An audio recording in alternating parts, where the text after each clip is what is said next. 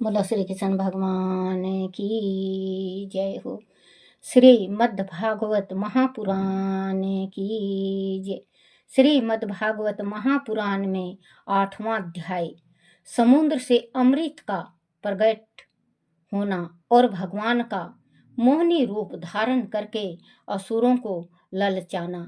श्री सुखदेव जी ने कहा, परीक्षित, जब भगवान शंकर ने विष पान कर लिया तब देवता और असुरों को बड़ी प्रसन्नता हुई।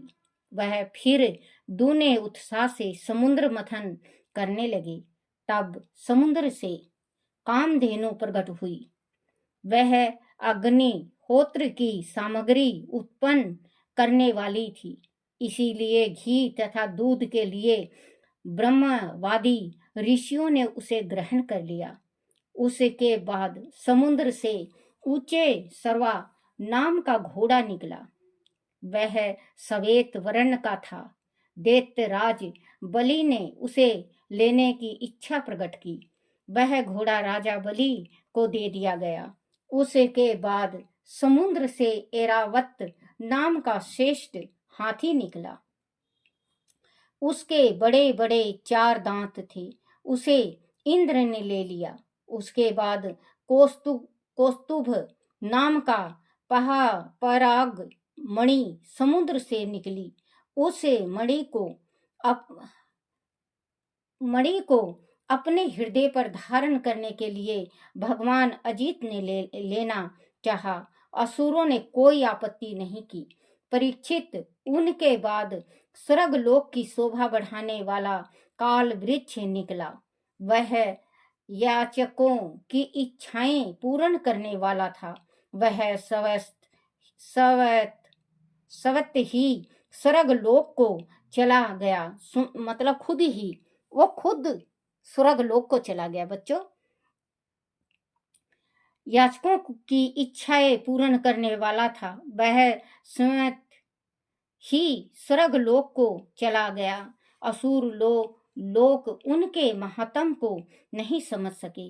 उनके बाद समुद्र से सुंदर वस्त्रों से सुशोभित और गले में सुंदर स्वर्णहार पहने अप्सराएं प्रकट हुई। वह अपनी मनोहर चाल और बाकी चितवन से देवताओं को सुख पहुंचाने वाली हुई।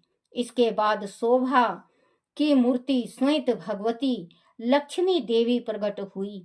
वह भगवान की नित्य शक्ति है। उनकी दीप आभा से समस्त दिशाएं जगमगा उठी। उनके सौंदर्य को देखकर सभी का मन उनकी ओर खींच गया। देवता, असुर और मनुष्य सभी ने चाहा कि वह उन्हें मिल जाए। स्वयं इंद्र उन्हें आसन देने के लिए दौड़े। नदियों ने मूर्तिमान होकर अभिषेक के लिए पवित्र जल श्रवण कलश में भरकर उपस्थित कर दिया। पृथ्वी ने, बच्चों, लक्ष्मी को कौन नहीं चाहता?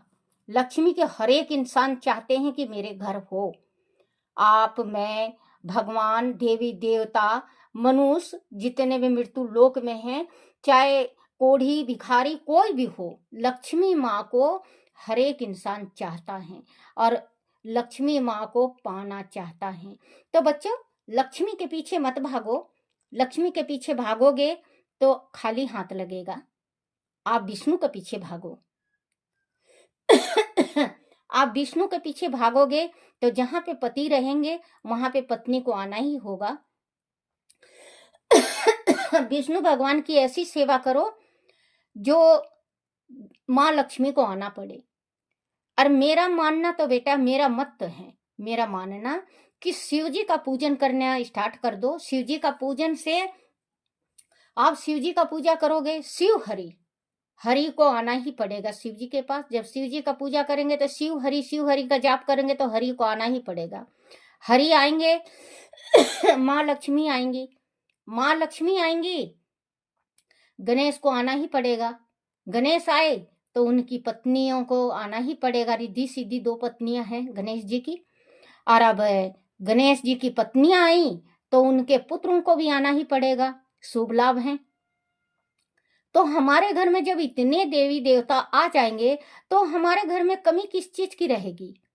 किसी चीज की नहीं रहेगी बच्चों, कमी किसी चीज की नहीं रहेगी।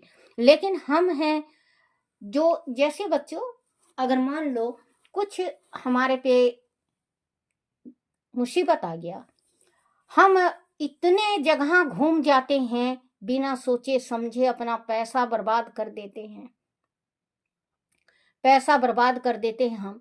बच्चों आप कहीं साना सेप्टा के पास मत भागो। अगर आप अपना गृहस्थी बसाना चाहते हो और आप अपनी बुद्धि ठीक रखना चाहते हो तो आप अपने ही घर में उपाय करो। कुछ नहीं करना है आपको। आपके घर में अगर माँ भगवती हो, कुलदेवी, कुलदेवी हो, कुल देवता हो, कुल देवी का आपको कुछ भी नहीं करना। 9 दाने कनक लो, गेहूं, 9 दाने गेहूं। एक उपाय बता रही हूँ छोटा सा, ये छोटा सा उपाय है, आप करके देखना, आपका जरूर आपको लाभ होगा। क्योंकि मैंने कम से कम 100 को बताया है, 100 को लाभ हुआ है। आप भी करके देखना। अगर आपकी इच्छा नौकरी का हो, आप कहीं केस में उलझ गए हो, आप जायदाद जमीन से परेशान हो, आपके कोई बच्चा बात नहीं मान रहा है, हर एक चीज का एक उपाय बता रही हूँ। गेहूं लो 9 दाने, आप पहले नहाओ धो, गंगा जल से पवित्र हो और पूरे घर को, जो पूजा स्थान है, पवित्र करो। आप आसन बिछाओ, आसन के ऊपर बैठ जाओ, थोड़ा सा कनक ले जाओ और माँ भगवती को जोत जला के बुलाओ, माँ आगमन, आप आओ और मेरा ये कष्ट है माँ आप निवारो। और बच्चों लाल छोटा सा कत्तर जिसमें 9 दाने कनक बंध जाए, छोटा सा 9 लाल कत्तर हो या पीला कत्तर हो या हरा हो, 3 के अलावा कोई सा भी मत रखना, पीला, लाल और हरा। फिर इसके बाद आप माँ भगवती का जोत जलाओ, माँ भगवती का थोड़ी सी देर 5 मिनट ध्यान करो। हे मेरी माँ, मेरे ये मुसीबत पड़ा है और आपको आना ही होगा। 9 दाने कनक, 2 लौंग, 2 इलायची उसके अंदर बांध दो, 2 गांठ लगाना है, 2 गांठ। अगर वैष्णो माता है तो आपको 3 गांठ लगाना पड़ेगा। वैष्णो माता आपकी कुलदेवी है तो 3 गांठ होगा। और अगर आपकी और देवी हैं, शाकुंभरा है, महामाया है, काली है, समलेश्वरी है, दुर्गा है, चिंतपूर्णी है, ये मतलब आपकी कोई सी भी देवी हो तो 2 गांठ लगेगा।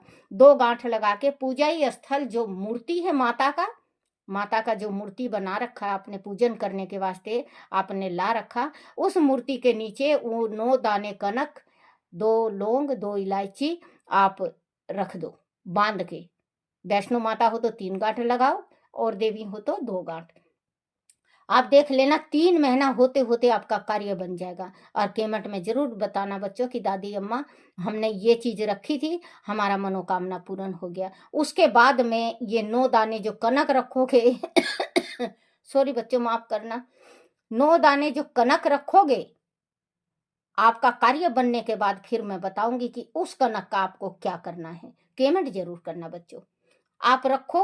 जब भी कमेंट करो अपना नाम जरूर बताना और शहर का नाम जरूर बताना। मैं माँ भगवती से अरदास जरूर लगाऊंगी, मैं माँ भगवती से अरदास जरूर लगाऊंगी आपका। और आपकी इच्छा जब पूर्ण हो जाए तो मेरे से जरूर बताना, फिर मैं आपको बताऊंगी कि उसका क्या करना है। ये छोटे छोटे उपाय अपने गृहस्थी में करो बच्चों। आप ये नहीं कि किसी सियाने के पास जाके फंस गए और दुनिया भर का पैसा लुटा चुके हैं, इसमें कोई मोल नहीं है। हर एक इंसान के घर गेहूं होता है, अगर ना भी हो तो आप किसी के हाथ से एक मुट्ठी लो और उसको 5-10 रुपए दे दो, आप देख लेना आपका कार्य बनता चला जाएगा। आप एक दफे करके तो देखो, आप दादी अम्मा का बात मान के आप एक दफे करके जरूर देखना बच्चों। मैं कह रही हूँ 100 का 100 क्या 110% आपका कार्य बनेगा। हाँ, रखना है विश्वास के साथ और सच्चे दिल से। अगर मन में गड़बड़ हुआ तो आप ये समझ लेना माँ भगवती नहीं सुनती।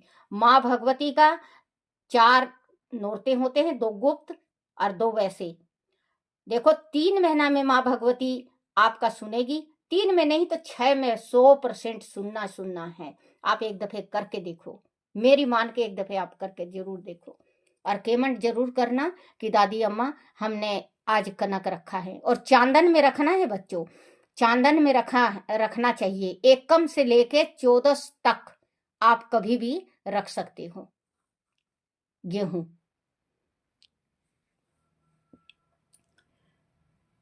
लिए पवित्र जल संपूर्ण कलशों में भरकर उपस्थित कर दिया। पृथ्वी ने समस्त औषधियां लाकर प्रस्तुत कर दी। ऋतुओं ने सुंदर सुंदर फल फूल लाकर रख दिया। गंधर्वों ने उनके स्वागत में मधुर संगीत के स्वर छेड़ दिया। अप्सराएं नृत्य करने लगी। बादल मृदंग डमरू ढोल नगाड़े नर सिंगे शंख वेणु और वीणा बजाने लगे। तब भगवती लक्ष्मी हाथ में कमल लेकर इंद्र द्वारा प्रस्तुत सिंहासन पर विराजमान हो गई। दिग्गजों ने पवित्र जल से उन्हें स्नान कराया। ब्रह्मवादी ब्राह्मण वेद मंत्रों का जाप करने लगे। समुद्र ने स्वयं उपस्थित होकर उन्हें पीले रेशमी वस्त्र पहनने को दिए। वारुण ने वैजंती माला दी। प्रजापति विश्वकर्मा ने भांति भांति के सुंदर गहने दिए। सरस्वती ने मोतियों की माला दी। ब्रह्मा ने कमल आसन दिया और नागों ने 2 अद्भुत कुंडल दिए। लक्ष्मी ने कहा कि मैं स्वयं अपना वर चुनूंगी। उनके बाद लक्ष्मी जी ने अपने हाथों में सुंदर माला उठाई और स्वयंवर के लिए वह सर्व गुण संपन्न पुरुष की ओर चल पड़ी। वह चाहती थी कि उन्हें कोई निर्दोष और सत्य गुणों से युक्त अविनाशी पुरुष मिले तो वह उनका वर्ण करे। देव और असुरों ने उन्हीं पर यह छोड़ दिया कि वह अपनी इच्छा से जिसे चाहे वर ले। वह चारों ओर घूमी पर उन्हें वह श्रेष्ठ वर दिखाई नहीं दिया। सभी में कोई न कोई कमी विद्यमान थी। अंत में उन्होंने अपने चिर अविष्ट भगवान का ही वर्णन किया। वास्तव में लक्ष्मी जी के एकमात्र आश्रय श्री भगवान ही हैं। लक्ष्मी जी ने वह कमलों की वरमाला उन्हीं के गले में डाल दी। जगत पिता भगवान ने जगत जननी समस्त संपत्तियों की स्वामिनी श्री लक्ष्मी को अपने पक्ष स्थल पर स्थान दिया। वह उन्हीं में समा गई। सभी ने मंगल गीत गाकर उन पर पुष्प वर्षा की। परीक्षित, जब लक्ष्मी ने दानों की उपेक्षा कर दी तब वह लोग निर्बल, योग रहित, निर्जल और निरलज और लोभी हो गए। इसके बाद कन्या के रूप में वारुणी देवी प्रकट हुई। भगवान की अनुमति से दैत्यों ने उसे ले लिया। वारुणी के मुंह में सारे दैत्य डूब गए। उनके बाद अमृत की इच्छा से दैत्यों और देवताओं ने फिर पूरी शक्ति से समुद्र मंथन किया। तब उसमें से एक अलौकिक पुरुष प्रकट हुआ। उसके हाथों में कंगन और अमृत से भरा हुआ कलश था। वह साक्षात विष्णु भगवान का अंश अवतार था। वह ही बाद में बच्चों देखो, जो ये अमृत हैं तो अब 142 साल की 44 साल बाद आया प्रयागराज में। एक बूंद गिरा, बस एक बूंद गिरा है। तो आप ये देखो कि एक बूंद गिरने पे मृत्यु लोक के जो मानव हैं वो सारे टूट पड़े। साधु संत, संसार के कोई भी चीज ऐसा नहीं है जो इसमें गया नहीं। प्रयागराज में नहाने के वास्ते जो ये अभी, तो बच्चों वो ही कहते हैं कि वो एक बूंद के वास्ते जो हम राक्षस बन गए, हम इंसान नहीं, वहां पे राक्षस हो गए। तो एक बात ये सोचो कि अगर हमें वो मिल जाता कलश तो हम उपद्रव कर देते। अगर हमें अमृत का कलश किसी के हाथ में मिल जाता तो बच्चों ये पूरा संसार टूट पड़ता। एक बूंद गिरने के बाद नहाने से ये कहते हैं कि मोक्ष मिलता है।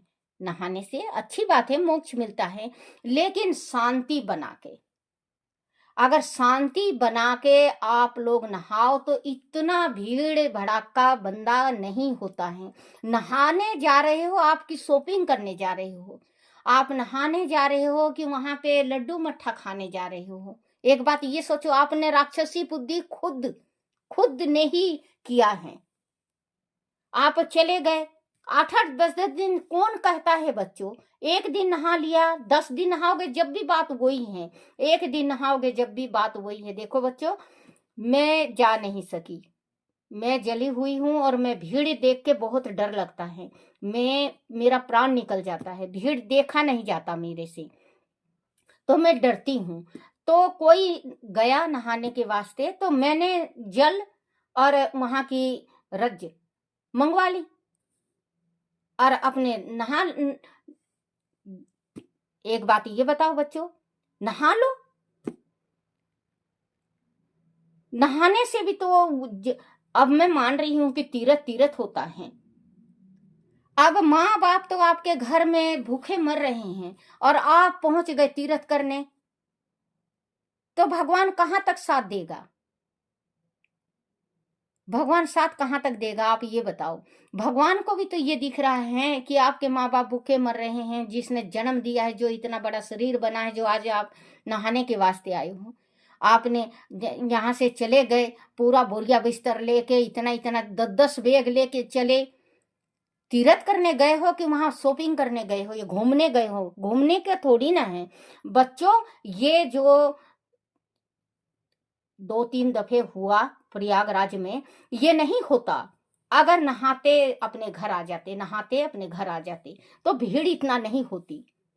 लेकिन इंसानों ने तो एक वो तो ये सोचे कि बिल्कुल ही मैं तो अमर हो जाऊंगा, देख डुबकी देख डुबकी दे डुबकी। एक दफे नहा लिया तो बात वही, 1000 दफे नहाओगे तो बात वही। तो बच्चों कहीं पे भी तीर्थ जाओ तो सुख शांति से जाया करो।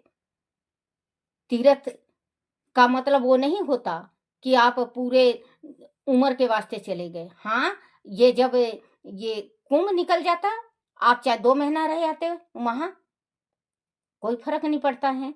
आप नहा रहे हो तो औरों को भी नहाने दो। ये थोड़ी ना कि आप तो मुक्ति मिल जाएगा आपको और उनको नहीं, तो उनको पहले मिलेगा, आपको आप पाप के भागीदार बनोगे। देखो मुझे माफ कर देना, जो बात सच्ची है, कड़वी जरूर होती है मेरी, लेकिन बात बिल्कुल 16 आना सच्ची होती है। हुई भगवान की अनुमति से दैत्यों ने उसे ले लिया। वारुणी के मुंह में सारे दैत्य डूब गए। उसके बाद अमृत की इच्छा से दैत्यों और देवताओं ने फिर पूरी शक्ति से समुद्र मंथन किया। तब उसमें से एक अलौकिक पुरुष प्रकट हुआ। उसके हाथों में कंगन और अमृत से भरा हुआ कलश था। वह साक्षात विष्णु भगवान का अंश अवतार था। वही बाद में आयुर्वेद के प्रवर्तक और यज्ञ भोगता धनतरी के नाम से प्रसिद्ध हुए। जब दैत्यों की दृष्टि उन पर पड़ी तो उन्होंने बलत शीघ्रता से अमृत के कलश को उससे छीन लिया। वह पहले से ही समुद्र मंथन से निकली हुई वस्तु की ताक में थे। उनकी दृष्टि पहले से ही अमृत के कलश पर थी, इसीलिए वह दूसरी वस्तुओं की उपेक्षा करते चले आ रहे थे। अमृत कलश के छीन जाने से देवताओं का मन विषाद से भर गया। वह भागे भागे भगवान की शरण में आए। परीक्षित, भगवान ने उनकी दीन दशा देख कर कहा, देवताओं, तुम लोग खेद मत करो, मैं अपनी माया से उनमें फूट डाले देता हूँ, वह अमृत का पान नहीं कर पाएंगे। भगवान ने जैसे ही अपनी माया का प्रभाव फैलाया, अमृत लोलुप दैत्यों में अमृत के लिए झगड़ा होने लगा। हर कोई पहले अमृत पीना चाहता था। जो शक्तिशाली होता वही कलश को छीन लेता। उसी समय भगवान ने मोहिनी रूप धारण किया और वह दैत्यों की काम भावनाओं को बढ़ाते हुए उनके बीच जा पहुंचे। बच्चों, ये जो मैं पढ़ के सुनाती हूँ आप जरूर सुना करो बच्चों। चलो, आपकी इच्छा है, कमेंट मत करो, शेयर मत करो, लाइक मत करो, लेकिन बच्चों आप सुनो जरूर, क्योंकि सुनने से बच्चों आपको ये पता चलेगा।